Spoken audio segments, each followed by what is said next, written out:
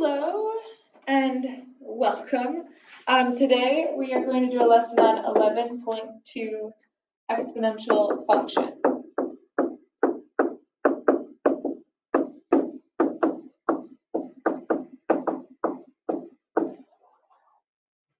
All right, so first let's talk about what an exponential function is.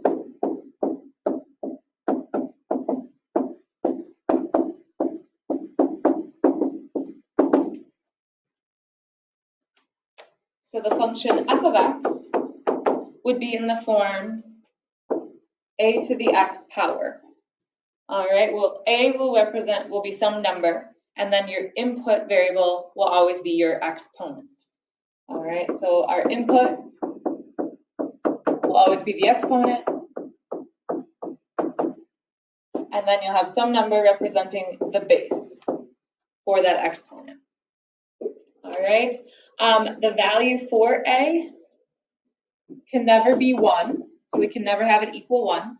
If it's 1, anything that's 1 to a certain power would just be 1, so that will not be an exponential function anymore. That a value must also be greater than 0.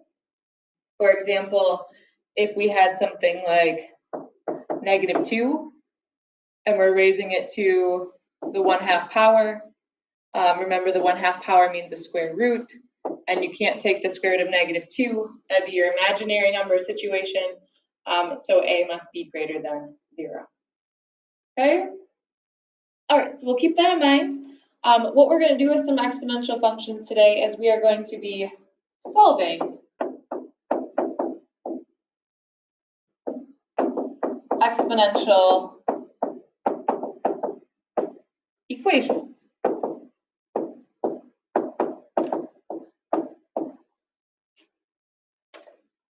Okay? So in our first example, 9 to the x power would equal 27. Okay? So you might start thinking about, well, 9 to the first power is 9. Right? 9 to the second power is 81. So how do we get 27? All right, so we know somewhere between 1 and 2, we're going to get 27. And it's not a just guess and check, plug in your calculator situation.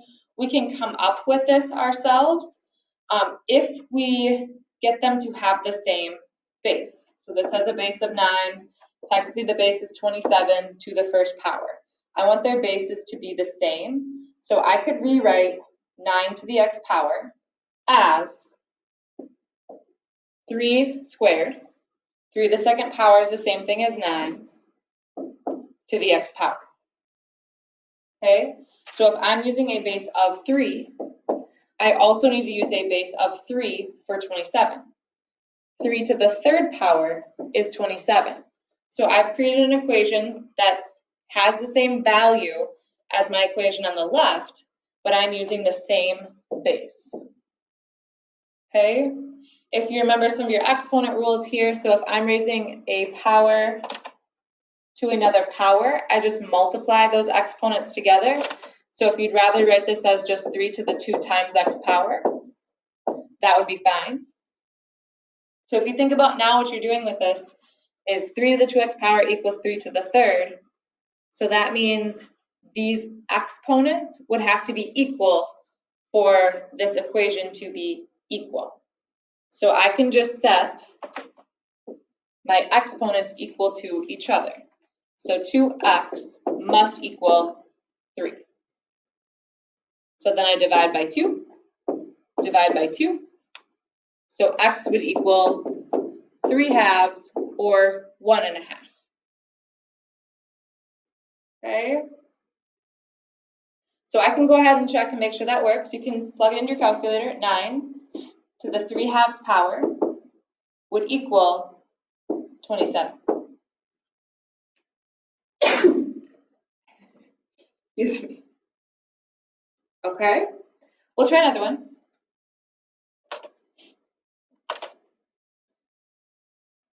Number 2.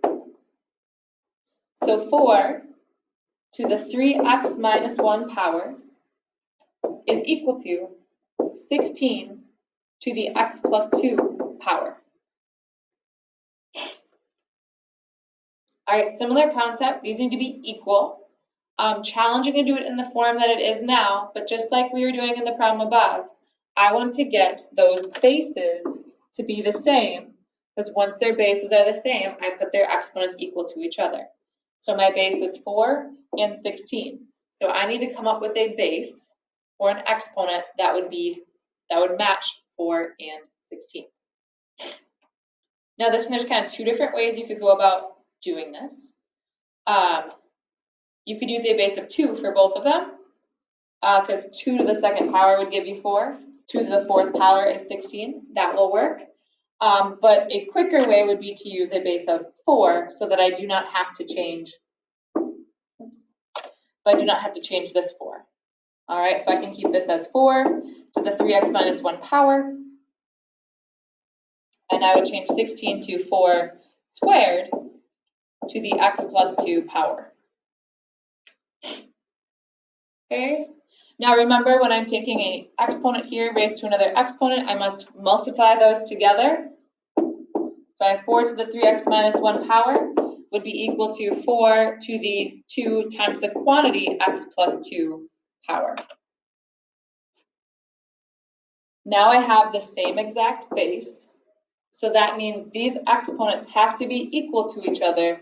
Otherwise, I would not get the same value on each side.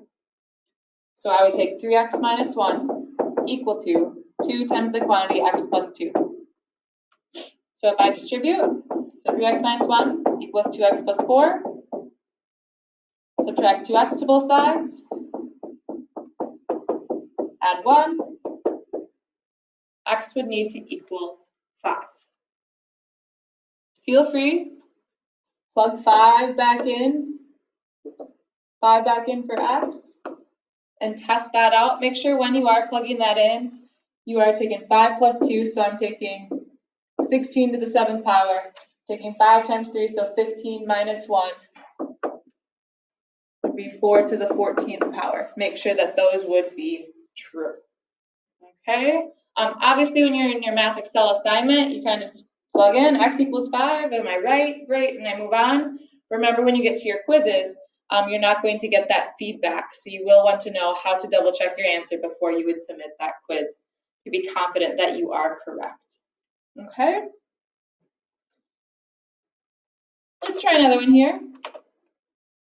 So our third example, 6 to the x power would equal 1 over 216. All right, so same type of concept. We still want to use common bases to help us out. When I look at 6, there is no other base other than 6 to use, right? I can't use 2 to some power to get 6, 3 to some power to get 6, 4 and 5, they all get too big, right? So 6 is my only option. So I know this is a fraction right here that sometimes throws students off. Think of just 216 for a second. Is there a way to write 216 with a base of 6? So see if you can find 6 to some power to get 216. If you haven't figured it out yet, 6 to the 3rd power is 216. So if we rewrite it as 1 over 6 to the 3rd, I can't set those exponents equal to each other yet because I have 1 over 6 to the 3rd. But this is where we're trying to remember back to some exponent rules. What am I trying to say? How could I rewrite 1 over 6 to the 3rd power as not a fraction? Sorry for the bad wording on that.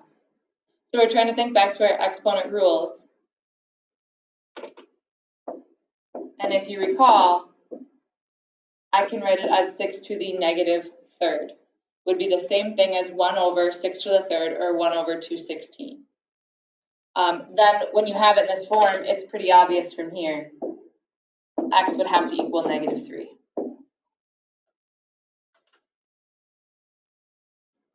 Okay.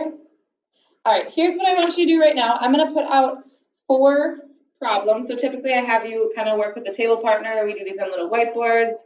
Obviously, we're not doing things like that right now. So I want you to try these 4 problems that I'm going to put up here. I want you to pause the video, try them, see if you understand what we're doing, and then play the video again to double check your answers. All right, so try these on your own.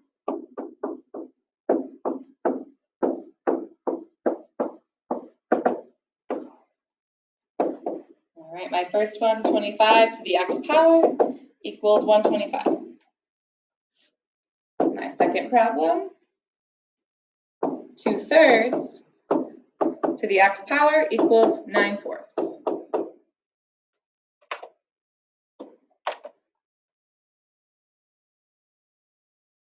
My third problem, 3 to the x power equals 1/81. My fourth problem, 9 to the 2x minus 8 equals 27 to the x minus 4 power.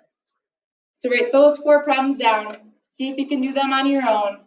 Pause the video right now so you can test yourself, and then press play and we'll go over it. Okay, so for problem number 1, I need to get the same base. I would use a base of 5 for both. 5 to the second power would be 25. So I'd rewrite this as 5 to the 2x power, and 5 to the third power would be 125. So I have the same base, set their exponents equal to each other, divide both sides by 2, x would be 3/2 or 1.5. Okay, problem number 2. I have 2/3 to the x power equals 9/4. There's no other way to write 2/3 and change your bases. 2 and 3 would be the smallest bases we could use. If you think about 2 and 3 and we have 9 and 4 on this side, the only way I can rewrite these bases would be 2 squared and 3 squared. Okay, another way I could look at that would be that would be 3/2 to the second power. And so if you compare these, I almost have it, right? On the left side, I have 2/3. On the right side, I have 3/2. So this is where we have to be familiar with those exponent rules, and what happens when you get a reciprocal with an exponent would mean that you would have had a negative exponent. All right, so if I had 3/2 as a negative exponent, that would then flip this fraction.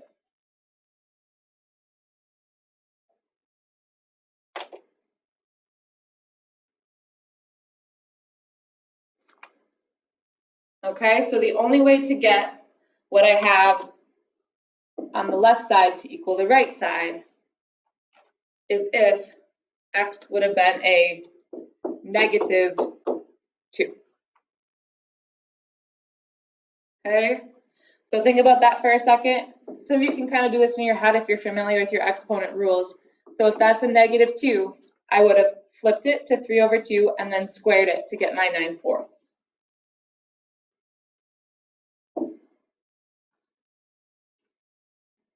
All right, for number 3. A similar concept with this one, we'll have to deal with negative exponents again.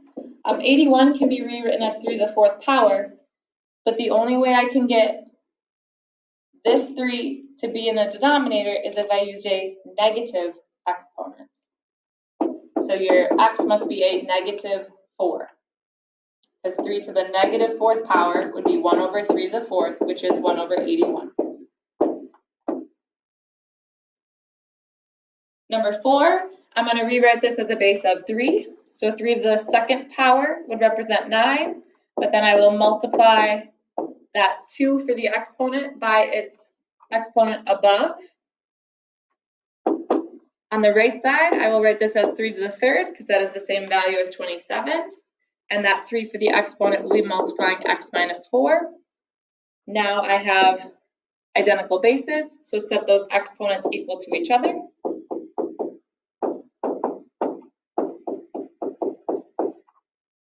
Distribute, combine like terms, solve for x.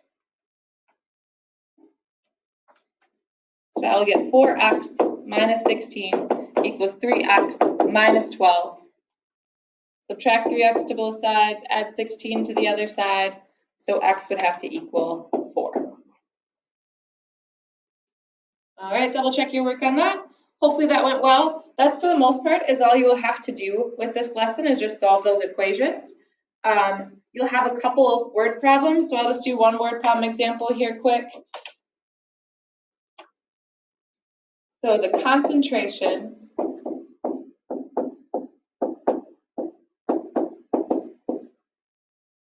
of carbon dioxide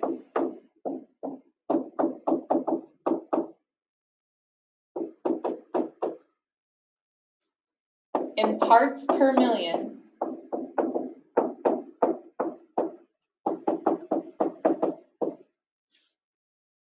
each year can be calculated by the function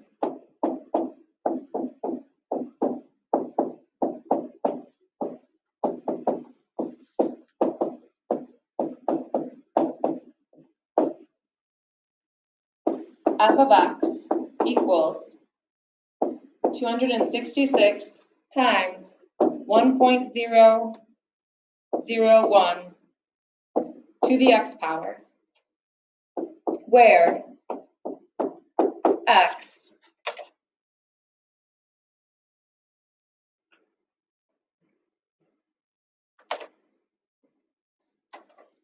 is the number of years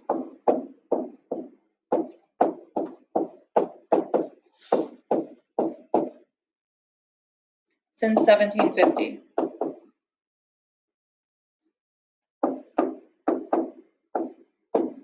All right, so when you get to the word problems on your homework, make sure you read through what they are. They're going to give you the function, and they're going to tell you specifically what your x is representing. All right, so make sure you pay attention to that. And then all you're going to be doing is essentially a calculator problem. So when I get to, what it's asking me to do, it's going to say, for this example anyways, find the amount of carbon dioxide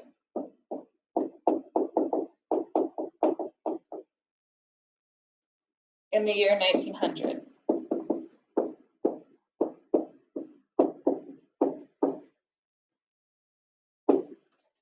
All right, so it's not a difficult math problem. It's more so pay attention to what it's asking you to find and what the problem represents. So it says x is going to represent the number of years since 1750.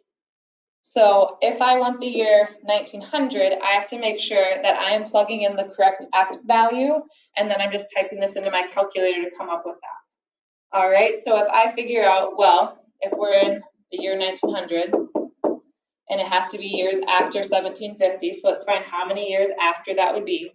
So that would be 150 years later. All right, that is going to represent my input or the x I need to plug in. Okay, so then in my calculator, I'm taking 266 times 1.001 to the power of 150. If you use parentheses, type it all in like this, you'll be fine to do it all at once. Otherwise, if you're in, more like a cell phone calculator, I would do 1.001 to the 150th power first, and then multiply that by the 266. And then these word problems are going to be messy answers, so make sure when you're in your Math Excel assignment, you pay attention to what it's telling you to round to, okay? So this is, if I go to the nearest tenth, I'll go to the nearest hundredth. So about 309.02 parts per million is the label. You won't have to label in Math Excel. It's going to have that label for you. You would just fill in this part. I usually get a lot of questions on the word problems. All it is calculator work, but obviously you got to figure out what is the proper number to use based on the question they ask and what the problem is represented by. All right, we are done with this lesson today. Good luck with your homework.